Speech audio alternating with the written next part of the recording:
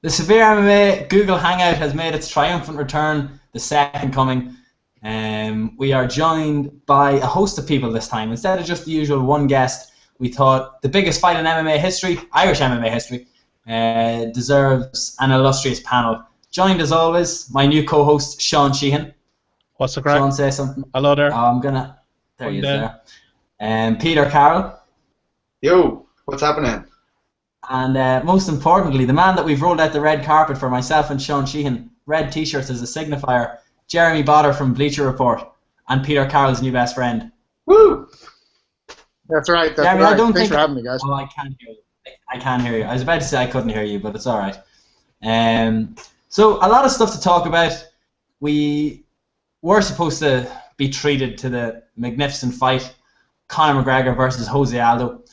And I think it goes to show how MMA people can overreact. You know, on Twitter, we only get a little bit of information at the time. So many people start questioning Jose Aldo and throwing him under the bus after the UFC said, yeah, it's no problem, he only has a bruised rib, our doctor cleared that. Then the scans come out, a lot of doctors independently comment on it. Turns out, fractured rib and a pretty bad injury. Jeremy Botter, you were the guy that did the most research on this. I know you spoke to a couple of doctors about it. What was the general consensus?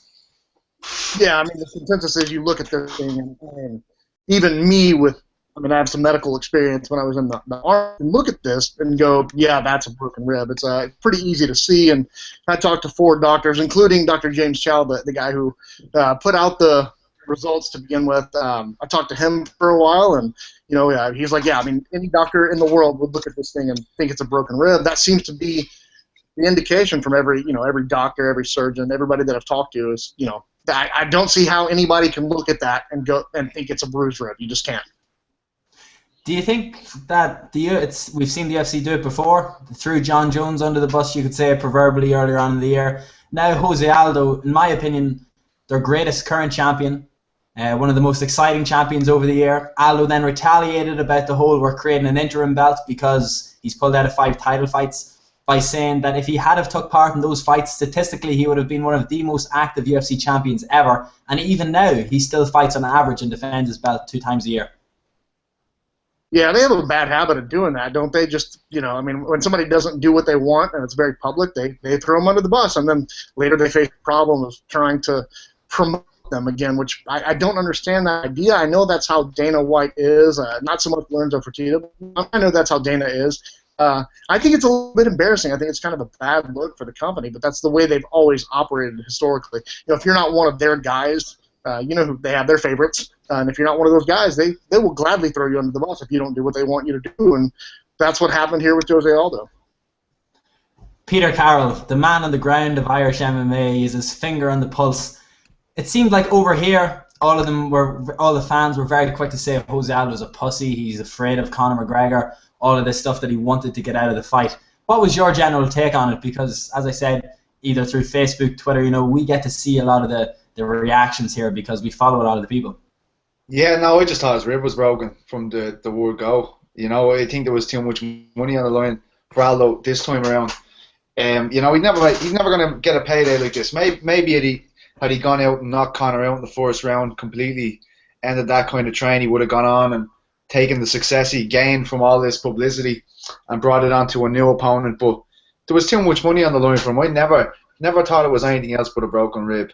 And the rest of it to me has just been a bit of a circus. Decide everything else about these drug tests and stuff. It is worth noting though, after the guys went across and they've taken them. They said they've had legitimate documents and stuff. So I mean, there is a talking point there. But for me, it was always Aldo his rib was injured.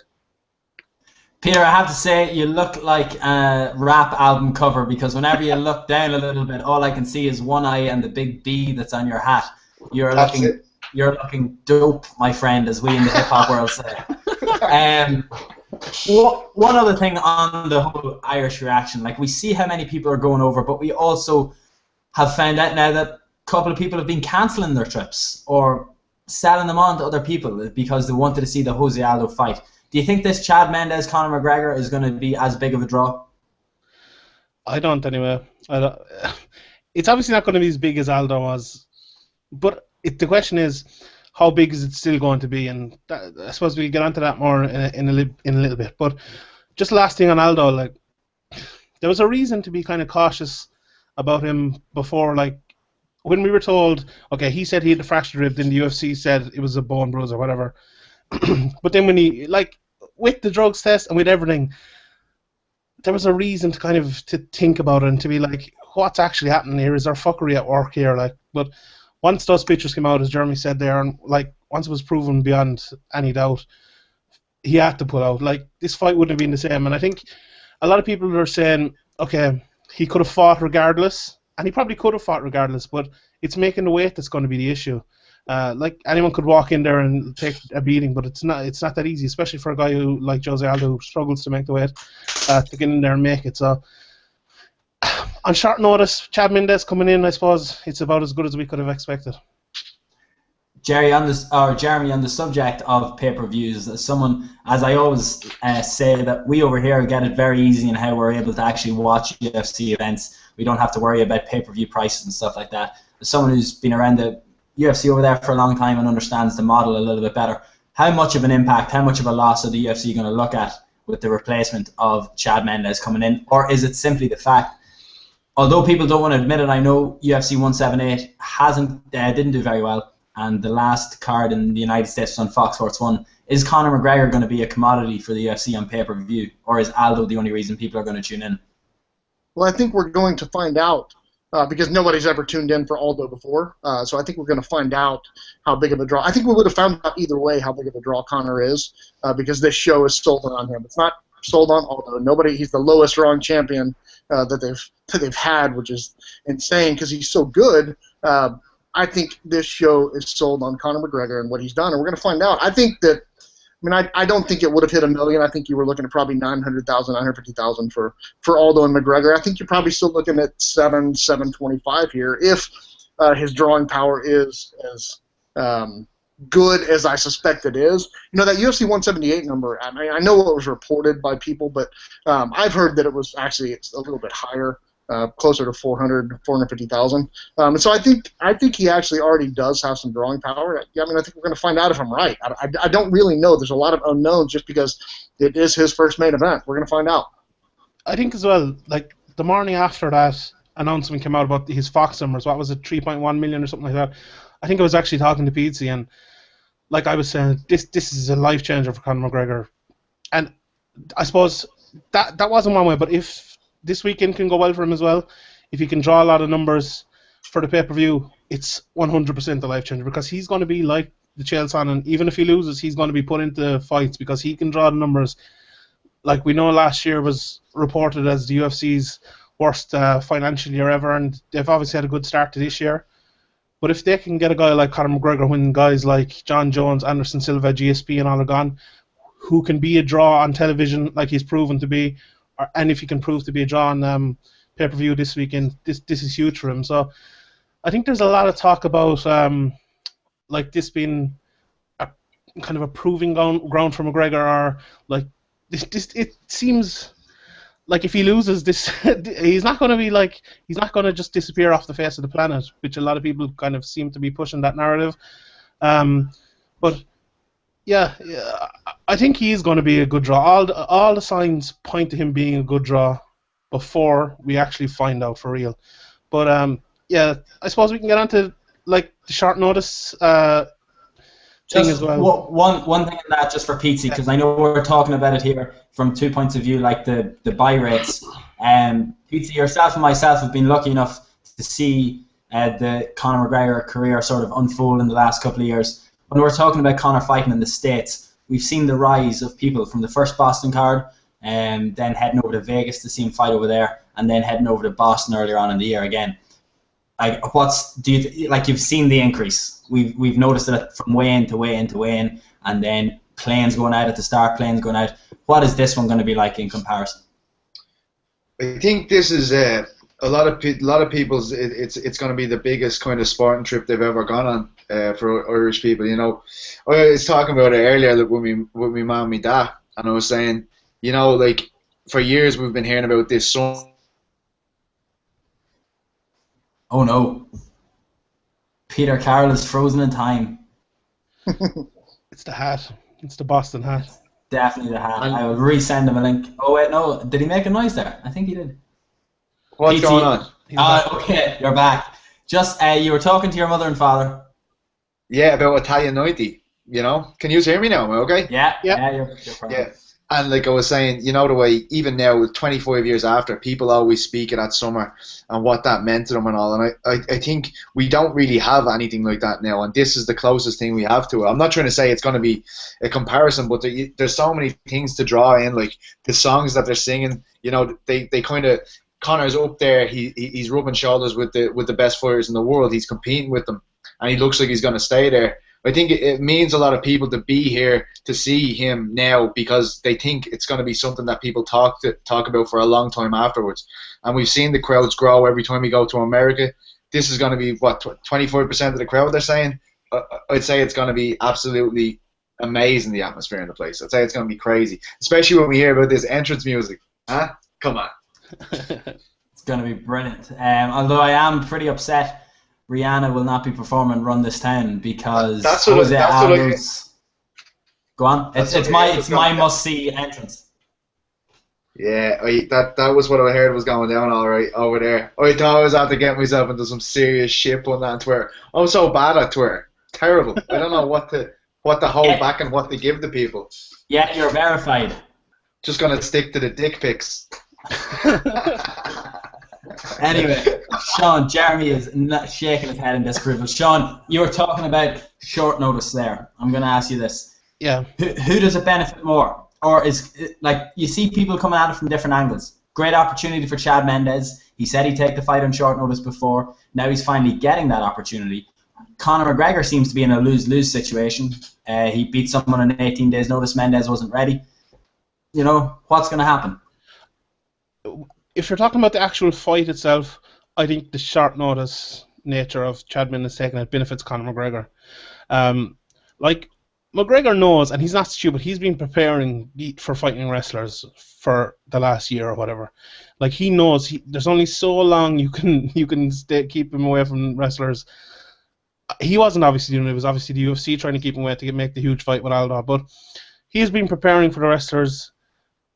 Either way, if he has the wrestling deficiency, it's going to be shown up, whether Mendes or himself had a full camp to prepare for it. That's what I think anyway. For Mendes, obviously he only had a couple of weeks to prepare for the fight, to get his cardio in shape, to prepare for McGregor. And like, I wrote my breakdown of the fight there, I put it up today, and like, the one thing when you're looking at McGregor, there's nobody with a fighting style like him. Like when Chris Weidman fought Anderson Silva, he brought in Wonderboy to help him out, and obviously, like, to find someone like that who can kind of mimic him or even try to, when you look for months, like, it's kind of a hard thing to do. But like with 18 days notice, a fight, like going in against Conor McGregor, everyone that fights him says it. Like, it's different to fighting him than anyone else because his style is so unusual. And I think that on short notice is very hard to prepare for as well. But I wonder what the other lads think about that.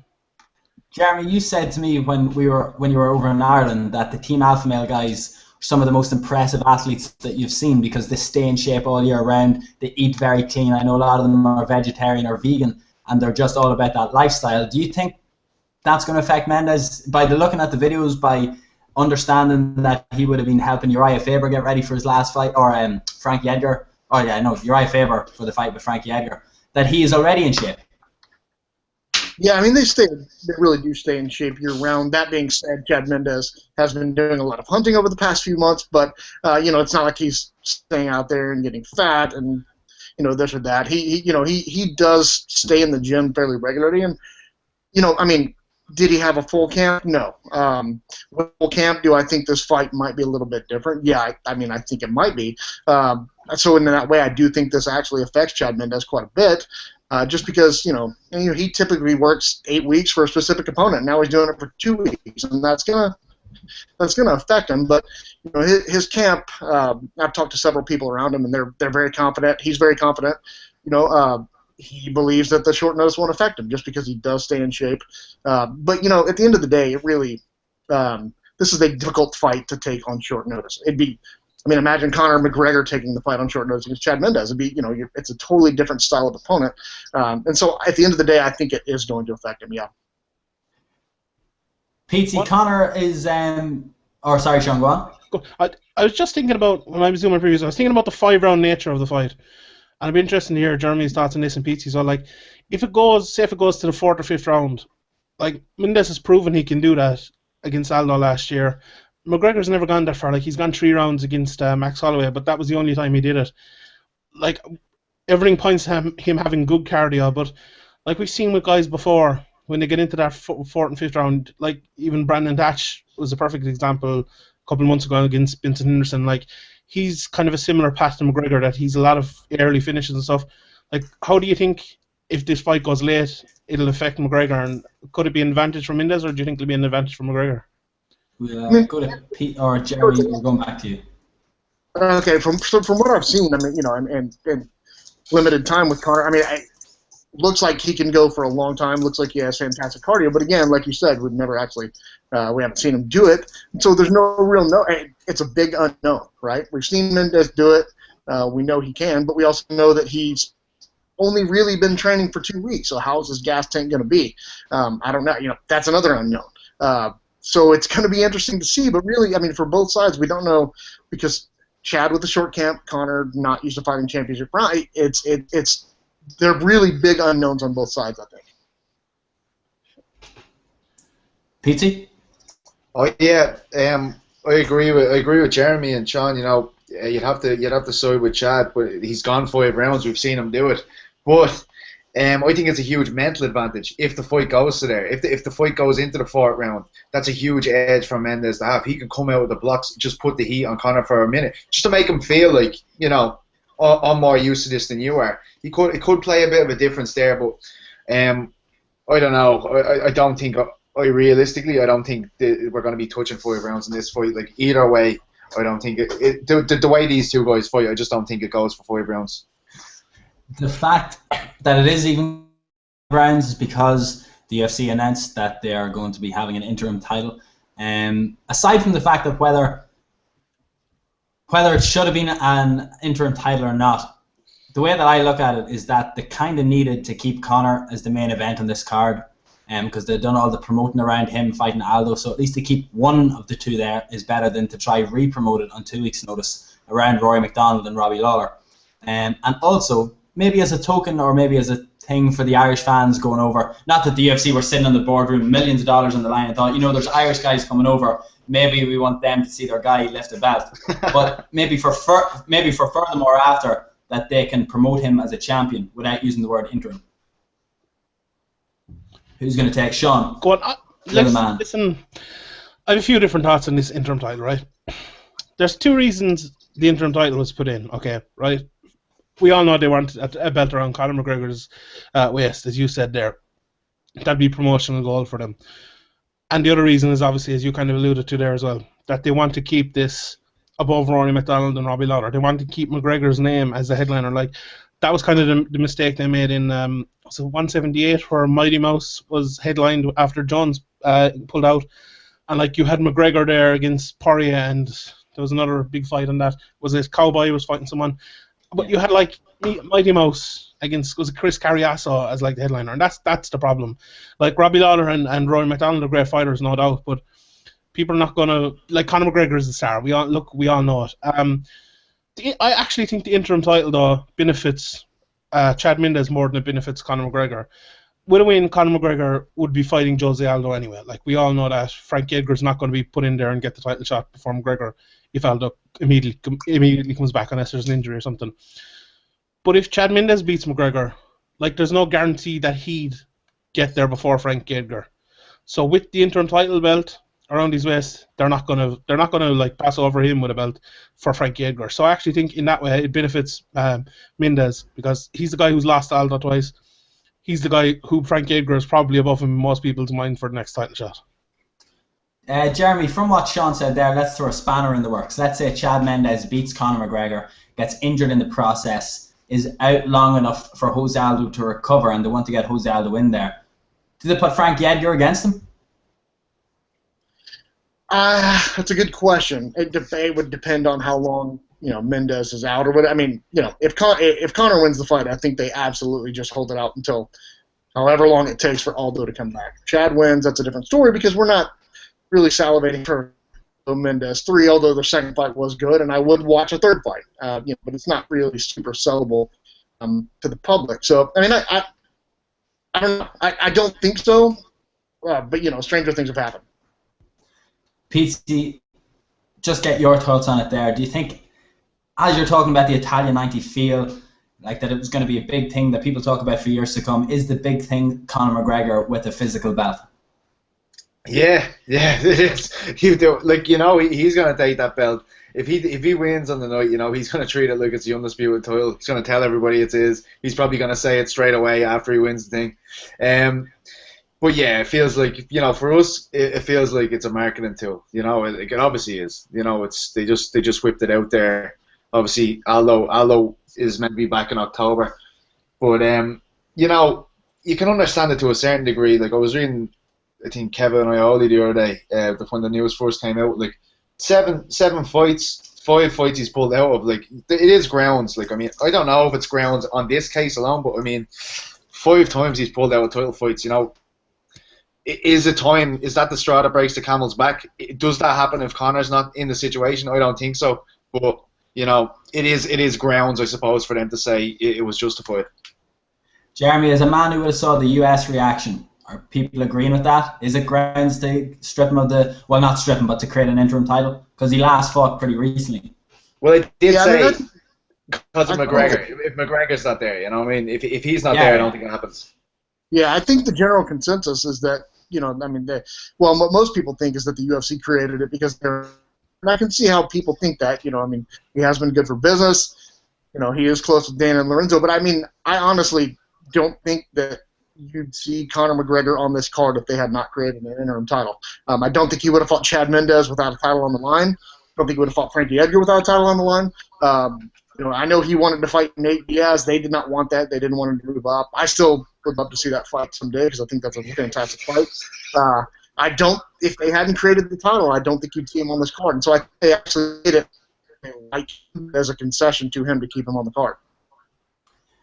We know he is a little bit stubborn. He can be set in his ways. I think he would have been a little more adamant of staying on the card because of the Irish fans and the UFC maybe not wanting to risk him as a title contender. Just put him in the interim title fight. Sean, you got called out on Twitter today for your breakdown for not actually predicting how the fight will go or giving a winner. So let's get it out there now. How do you think the fight's going to go? Well, my prediction will be out tomorrow, so that answers that. But I think McGregor will win, to be honest. Chad Mendes is probably going to take him down at some stage in this fight. But I think he can get back up. He hasn't proven he can do it yet, but he's no mug either. And I think people need to realize that. There were signs of his wrestling shown against Dana Seaver. He got him down 3 times, he popped straight back up. He's done it in past fights as well. We saw the damage he's done. I can't remember his name now, but it was way back in Cage Warriors where he knocked the guy out with elbows when he was trying to take him down against the fence. We saw him take Max Holloway. Stephen O'Keefe. Yeah, we saw him against Max Holloway, taking him down multiple times to show off his offensive wrestling. So there is something there. The question has to be answered, and we'll know fairly quickly whether it will be answered. But if McGregor can keep his fight in the feet, I think he has a huge advantage over Mendes. Watching that Dana Seaver fight back. Okay, Dana Seaver doesn't have the power of Mendes. He doesn't have the athleticism. He doesn't have he's not what a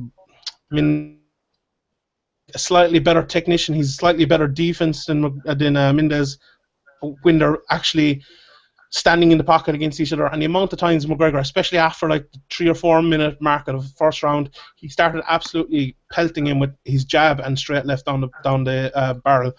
And that's a shot that Mendes has ate awful lot in his career to date. When he's going backwards, McGregor gets caught a bit, and so does Mendes. But that 8-inch reach advantage is absolutely huge for McGregor if this fight stays on the feet. The issue will be obviously we know he throws his kicks to set him up. He throws a lot of wild kicks. If Mendes can catch on to him and put him on his back, that's another issue. Holding McGregor down is a big issue. But I think he can stay off his back long enough to knock him out.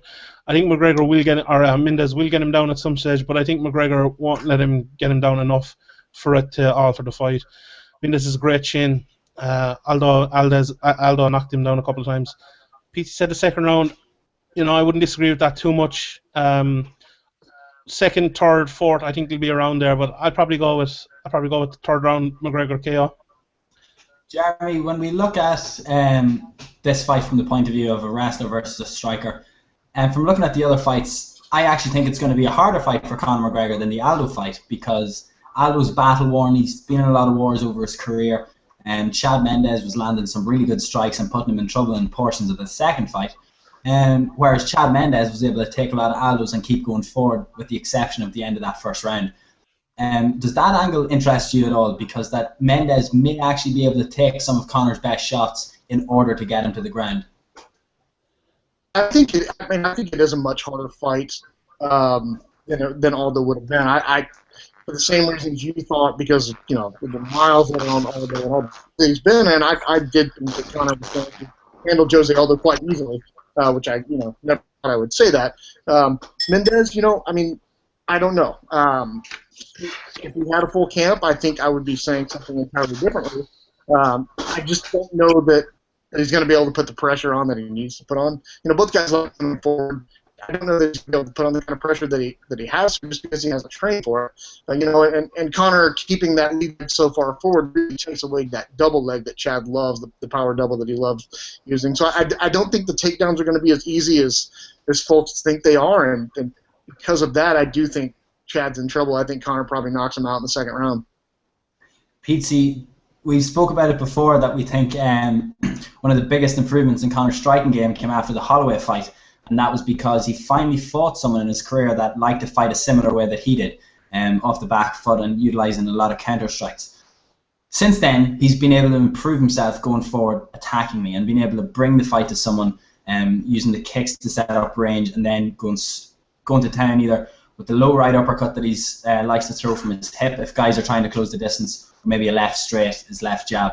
Do you think this is going to be an effect, because we've seen the improvement of what happens when he fights someone that comes up against him? Now Chad Mendes is ultimately going to come up against him. Are we going to get to see Conor maybe perform where he's best at, and that's off the back foot, keeping him at range? I can actually see Conor bearing down on Mendes, to be honest with you, because I've seen Mendes, he does stay in the pocket, but he knows when to get out, and he actually takes considerable steps back, and you can see him going towards the cage, and that's usually when Conor will get onto his opponents and chase them down, put their back on the fence. Just have them backing up to that point. I think uppercuts are going to be huge in this fight.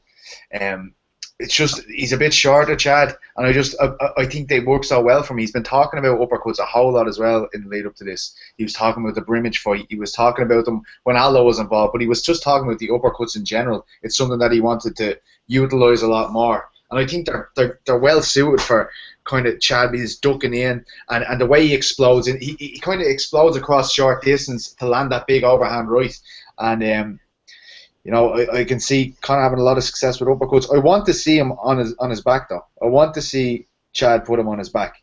I don't want this to be kind of little scrambles and standing kind of grappling. I want to see Conor on his back, and I want to see him get up, and I think that's what a lot of people want to see. They want to see, can he get up? Let's answer this question. Make sure. I want to see Chad put that question to him. But yeah, ultimately I'm the same as Jeremy. I've said second round KO, and I'm sticking with it. Do you think when you're talking about Conor off his back, we're going to see a Neil Seery-esque barrage of violence on how to win a round off your back in modern MMA? No, I think you're going to see him utilize a guard position and make a bit of space and just get back up. I want to see the pressure of an American wrestler on top of him and see what he does with it. You know what I mean? I think he would. I know what's going to happen. That's why I'm so intrigued by it. I want to see what happens. I don't think it's easy to get him down, but what do I know about wrestling? So we need to wait and see. And that's the most intriguing thing about the matchup for me. That's what everyone said is going to happen. So a lot of people think this is going to be the big threat to Conor. You can't say he has fought a wrestler with Chad's pedigree. So I wanted to see him use that pedigree to his advantage on Saturday night. Just on the topic of the one last thing on the uppercut that you were talking about, all throughout a lot of these guys' MMA careers, John Kavanagh has spoke about how he studies a lot of tape and he's very statistical and evidence-based, and there's so many techniques in MMA that you see used in so many other fights, and once he sees it's being used a lot, that's a technique that he wants to maybe introduce into his gym.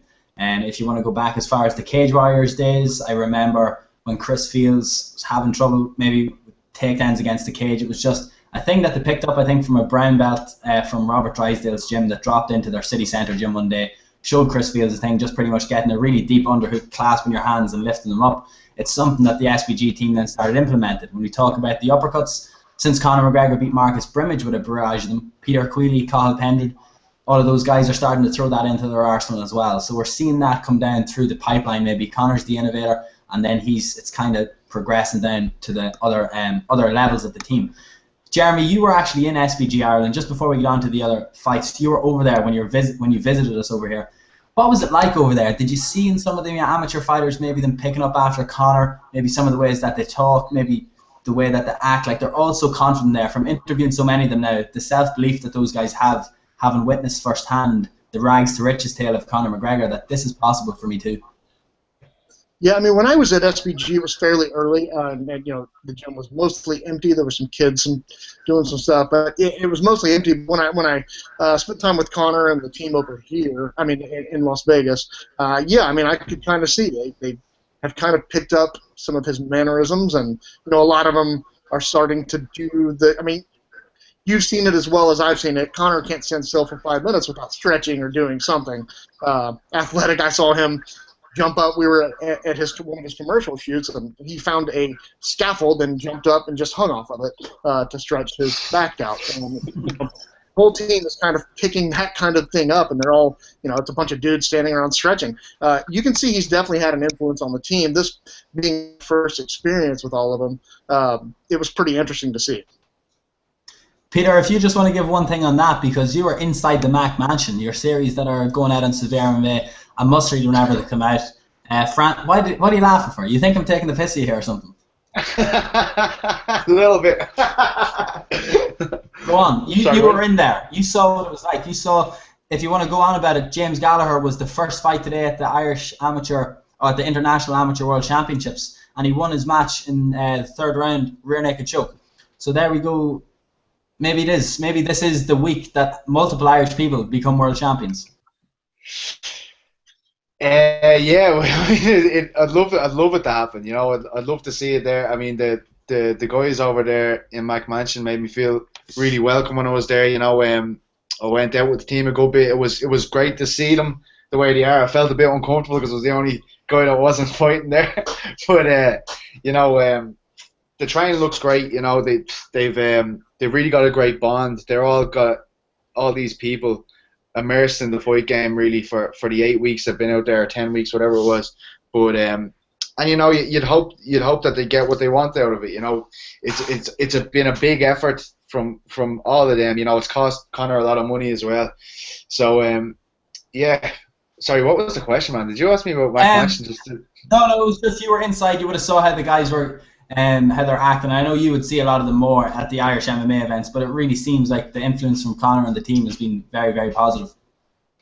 Yeah, they have. Yeah, they've been kind of, everything's about being the champion there. Everyone's about it. You know, that's what the words are using there. It's about belts, it's about goals, about champions, about number one. That's why the Aldo thing, when he changed, like, it was kind of weird because I went over how, like, this faceless opponent. I've always wondered about it. Is it true? And I have to say, Aldo was brought up a handful of times, and I don't think any of them times Conor was talking about him. You know what I mean?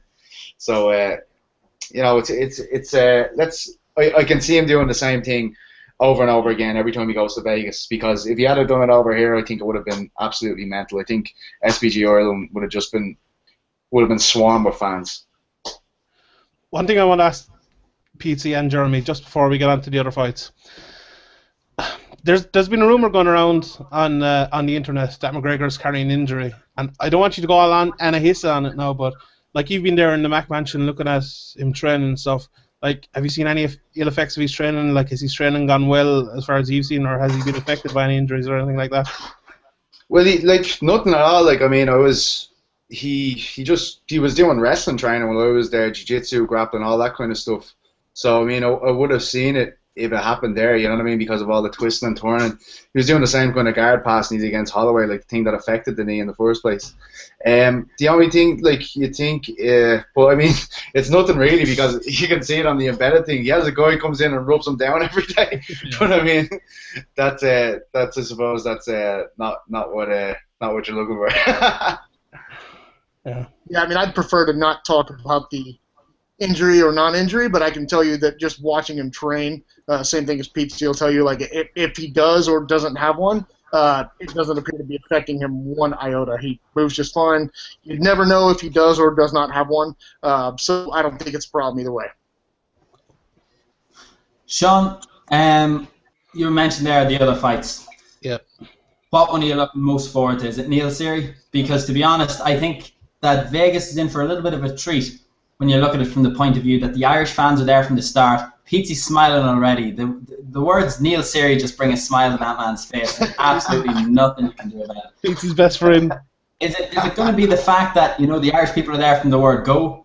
Neil Seery's going to be fighting early on. We're finally going to see maybe a full arena at the start of a Vegas card. I know, Jeremy, you know a lot more about that, like how empty they generally are at the start. The Irish are going to be there in droves. Will this maybe affect the overall atmosphere, build it up a little bit, that the Irish are there from the very first bell? Yeah, I think it will. I think it'd be a bit like UFC Dublin, like when Paddy Houlihan kind of set it all off. Series there from the second fight, and like I put up the times today, the Irish guys were fighting, and Series there the first fight, Cahill's there halfway through the prelims, then Gunnar Nelson, and then Conor McGregor obviously at the top of the show. So the whole way through, there's kind of something for the Irish fans there, and obviously, like you said, 25% are Irish. I bet you there's a lot more that bought tickets in America that are on J1s or whatever. There's going to be there as well, and you know all the Irish Americans, plastic paddies, are going to be there as well. So there's going to be a huge thing. That Series fight should be really good. Like Small guy, we saw him in his last fight. Shawn Michaels super kicked the guy to sleep. Richie Vass, I think. I think like he's a judo guy as well, but I think Series fought Phil Harris there a couple of months ago. Obviously, he's a good judo guy as well, so he's well prepared for someone like that. He's a karate stylist as well, and I think Series been looking for someone to stand in the pocket and trade on him. I think it's just going to be a great fight. Like Series, some of the best hands in the division, and like a guy kind of. I know I spoke to PC about this before, but like when he came into the UFC, I was never expecting him to like become what he has become, and like I don't think he'd be fighting for a title or anything, or like. But I think like he would have won on Saturday night. He could be in, like you could argue, could be in the top 15. There's no one with a like. I think apart from Demetrius Johnson and maybe Joseph Benavidez, like he'll have the longest winning streak with 3 fights of anyone. Like that fight against Brad Pickett as well. You could argue he won that, although it was probably Pickett's, but it was very close. But yeah, it'd be interesting to hear what PC says about him now. Like, are you hoping he gets knocked out, PC, or what? So you don't have to be paying for any more interviews. Yeah, like I'm running out of fibers, you know what I mean? But do you know what I mean? The thing is with Seery, I think he deserves better billing than he's got. I've always said it. Look, he was delighted to be on this card, and you can understand why he's there at the start of it. But I always get the feeling no matter what he does, they're never gonna give him a good crack at the top of a card. I mean, why was he at the bottom of the card in Sweden? You know what I mean? It made no sense. Chris Beale was an undefeated fighter. He was a good name for that card. When you look through that card, Chris Beale was a big name. Neil Seery was a big name, a former world champion. They should be fighting up there, you know. He goes. Paul Dollery said it, didn't he? 3. This would be the biggest consecutive win streak outside of Demetrius Johnson.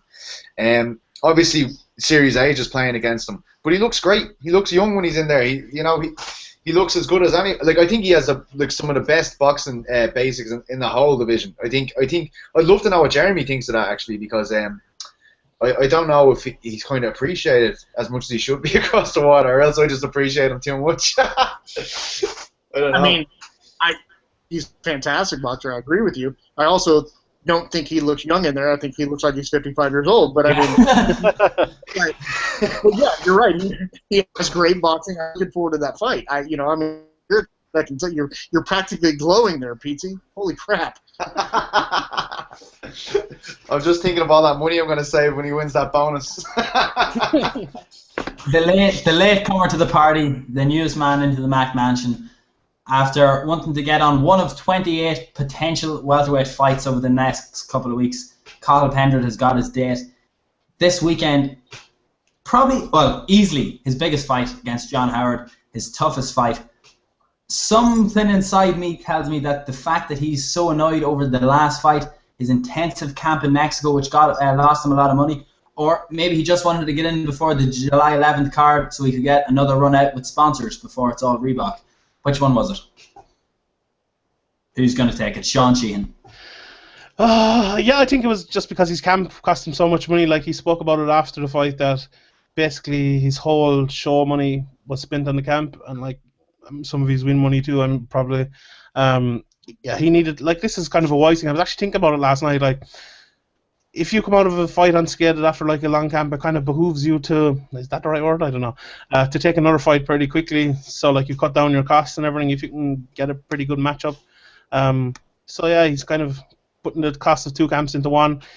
If he comes out and gets the win, it'll be great. But if he doesn't, like, it'll be bad. But I remember, as an interview I saw a long time ago, but I remember he took a short notice fight before in Liverpool and he ended up losing it. You probably know better than me now, Andrew, especially. But I wonder, could that play effect again? Will he be thinking about something like that? Howard is coming in off of 3 losses, and you'd think with Pendred coming in off of 4 wins that he probably had the advantage. But I don't know. I think it's going to be a close fight, and like Pendred is having problems getting over with a lot of the audiences in America and even in Ireland. So I think it's a must-win for both guys. PT. I don't think John Howard. Jeremy. Sorry, I don't think John Howard is very good anymore. I think this is probably a slam dunk for Pendred, honestly. I have not been impressed with John Howard since he returned to the UFC, and even before that, haven't been very impressed. So yeah, I mean, as for why, I mean, I don't know why he can't, as you say, get over with the fans here. I don't understand why he doesn't get over with the fans of Ireland. I don't understand that either. I mean, he doesn't exactly have exciting fights for the most part. Maybe that changes. I mean, but as far as just a win-loss here, I don't see John Howard actually giving him much of a fight at all, honestly. Yeah, I'd agree with Jeremy on that. I'd agree with, like, I mean, I think did we see John Howard in Boston against Lorenz Larkin, was it? Yeah. I think I did, yeah. He didn't even look like he wanted to be here before the fight. You know, he was just kind of, I saw a guy that was going about his motions, going about the motions rather than, he's not there to do anything anymore apart from, like, fight, collect his money. That's the way I looked at it. Is he on a 3-fight skid? I think the 3, I don't think he has anything. He has a powerful punch. He's a strong power puncher. But, the one thing Cathal has in abundance is, like, that tough chin of his. You'd have to park an articulated truck on his face to knock him out and just keep reversing over him or something. But I think it's an easy fight for Cathal. I think he should be coming out with this with a win, and he should potentially finish the fight, to be honest with you. Cathal Pendred back in the early Facebook and boards.ie days had an ongoing war with clampers in Dublin, if you remember that, Pete. Himself and Paddy Houlihan. Clampers? Yeah, they used to post their catches on their Facebook statuses after they get clamped in Dublin. Paddy Houlihan apparently had an excellent manner or method for somehow they weren't on his car anymore. Oh, he teaches me. Well, anyway, from that, Pete, we'll continue this with you. It could have been, in theory, the perfect night for Irish MMA. Conor McGregor beating Jose Aldo to become the first world champion. Gunnar Nelson avenging SBG's first loss inside the UFC back at UFC 93 against John Hathaway. How is this change over? Like, okay, we've been ruined with the fairy tale on two ways, but what's Gunnar going to do now? Is he still going to win? It's a very tough fight for him. I think John Hathaway was a pretty good tune-up fight for Gunnar coming back after the story loss. Yeah, I think it's a way more dangerous fight. Like, obviously the first round with Ruckus, you're in for a bit of a rough old time for them first 40 minutes. You really wanted to say Ruckus again, didn't you? Huh? You really wanted to say Ruckus twice there. Yeah. But did I do that? I don't even know. But he's so dangerous. I think he's devastating. Like, I can't. I'm looking through my fingers when I'm watching that fella fight. You know, in that first round. But I think Ben Henderson's given us the blueprint on how to beat him. I think if Gunnar can survive for the first round, I think if this fight touches the ground, I think it's done. I mean, I don't think. I think Ben Henderson he managed to get out. I don't know if it was the end of the round or what happened, but he managed to, you know, it started from standing again anyway. But I think he's not going to get that chance if he hits the ground with Gunny. You know, he's so good, so good on. Jeremy, while PT is frozen there again, counteract his point there. Would you not argue that Rick's story give us the game plan on how to beat Gunnar Nelson? Yeah, I think so, but I mean, actually the one that solidified it. I agree with him. I think that he's absolutely the one that solidified the way to beat him. I mean, I'm really looking forward to this fight. I think it's interesting, and I agree with Peachy. Like, he absolutely is terrifying to watch him fight because he's just pure violence. But if you get him to the ground, which I think Nelson has a pretty good chance of doing, I think he's a fish out of water, as we saw. And if he was a fish out of water with Henderson, he's really going to be a fish out of water here. I think Gunnar Nelson's going to eat him up, to be honest. I think Gunnar Nelson's a terrible matchup for Brendan Thatch. Like, if he comes in throwing those kicks, he's going to get caught and he's going to get tripped and put in his arse and submitted straight away. Like, I wouldn't be surprised if this was a very quick submission win. As PT said there, it's like Vincent Henderson showed the blueprint on how to beat him. If it goes a couple of rounds, I definitely fancy Nelson. But even if it's the first round and it hits the floor, I don't think Thatch is surviving with him. We're coming up in the final couple of minutes here. Two quick things, quick enough questions for each of you. Sean, I already know the answer to your question. I'm going to ask, what do you think the worst part of next week is going to be? And that's obviously that you are going to be in charge of SevereMMA HQ. That I have to write about 4 more previews for fucking events next week. Jesus. Why would they put so many events? The worst part as Jeremy told you before, once you get good enough, you'll only have to cover the big ones like he gets to do. Exactly. The worst part of it will be if McGregor wins, it'll be all the unfollowers I get for sticking it down people's throat, and if he loses, it'll be everyone's like, "Oh, we told you he wasn't real" and all this. And I don't know. This thing about him being exposed as a fighter, it sticks in my craw a lot. Even if Mendes does beat him, and if he just completely out wrestles him and everything, he's still like the top 4 featherweight in the world. He's still dismantled Dustin Poirier. Like, he'd probably beat Ricardo Lamas. He'd beat Cub Swanson. I don't know. Okay, he could disprove him as a championship level fighter, but he's still only 26, 6 fights into the UFC. But and he can come back if he loses. It's my thoughts. PT, I think yours is going to be the same as mine. That we're going to have to wear jeans and shirts pretty much in the middle of the desert at something like 30-something degrees. Jeremy's accustomed to it. It was lashing rain all day here today. You know, we're going to be struggling men from tomorrow. Let's just get it out there. What do you think is going to be the least favourable thing for you this week? The flight. I hate flying. I'm terrified of flying. It's 100% the flight. This is a true story, right? I was on a plane once with my girlfriend, and the plane dropped like 100 feet or some shit, but it only took a second, okay?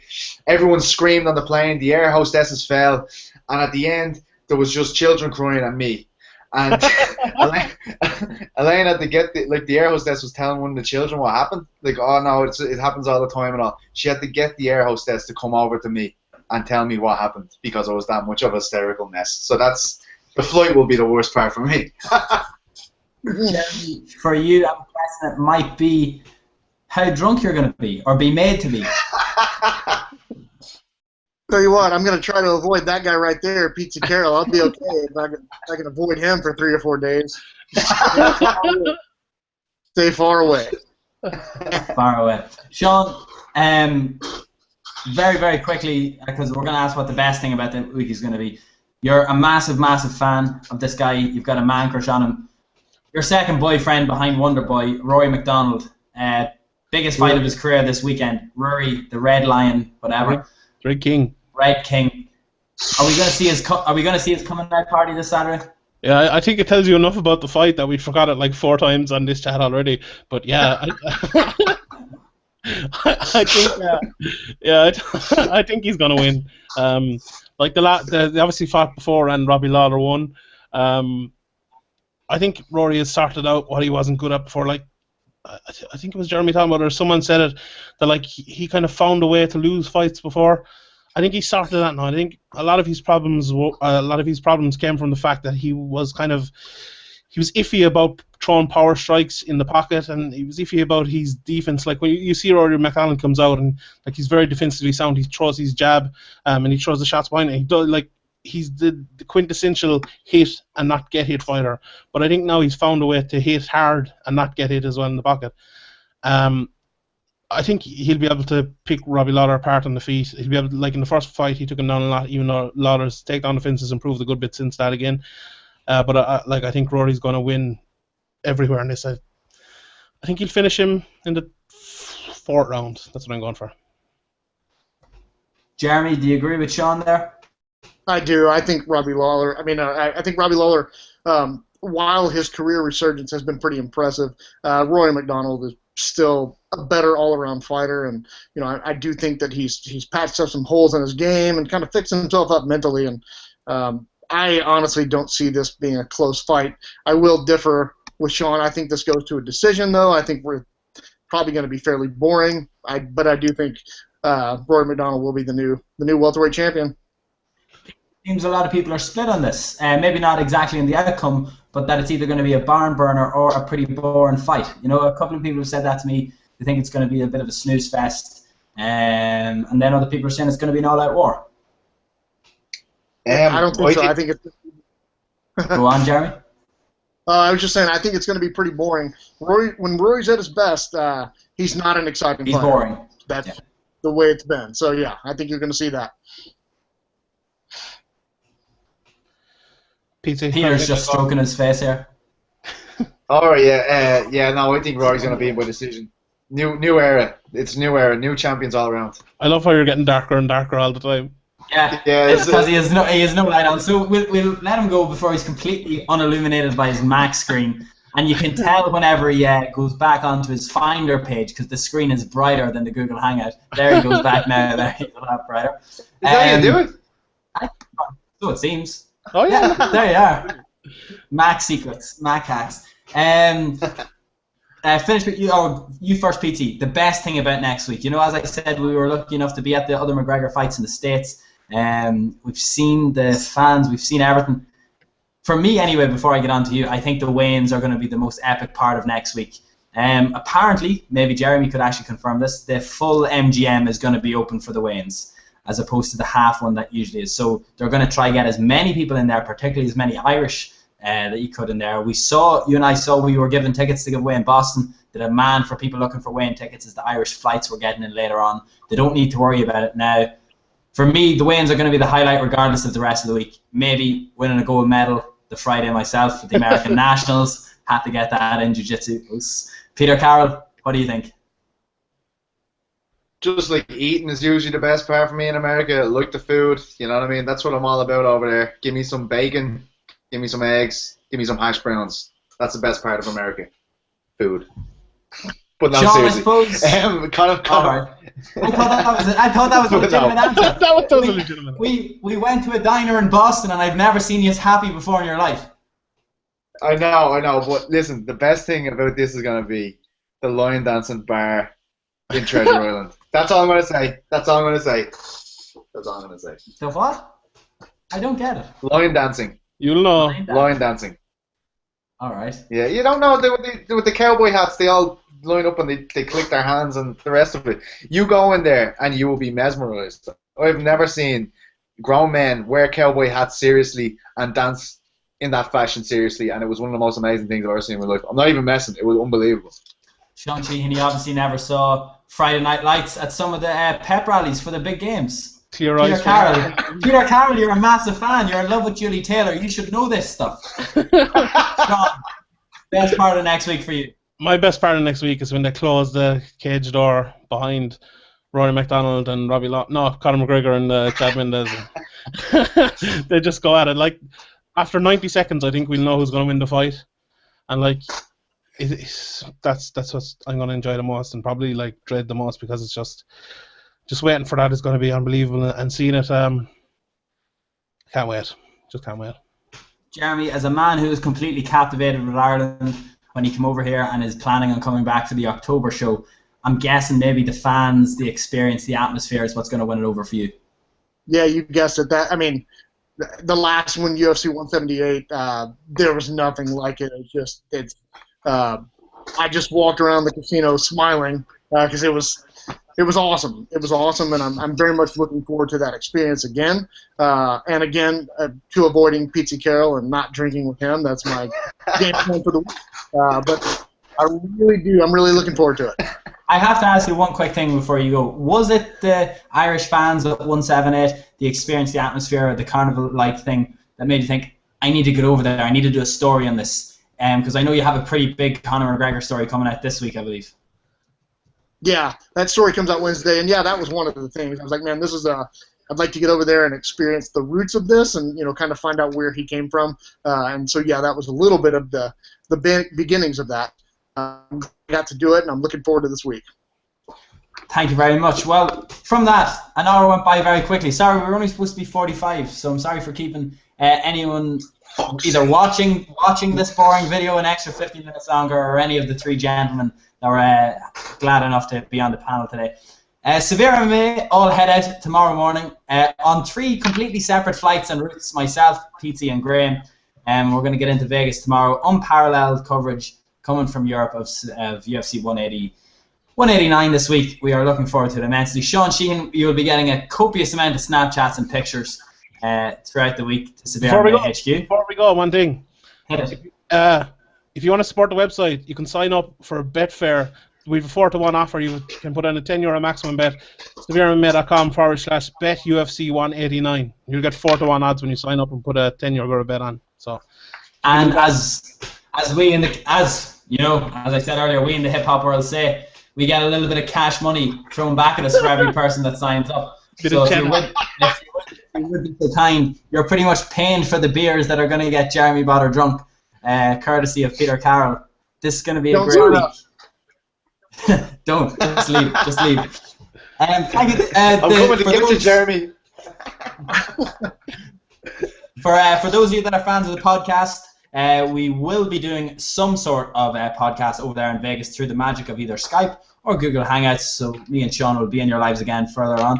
But until then, keep it dialed, all things SevereMMA this week for extensive coverage, and be sure to head on over to Bleacher Report to see Jeremy's feature on Conor McGregor that comes out on Wednesday.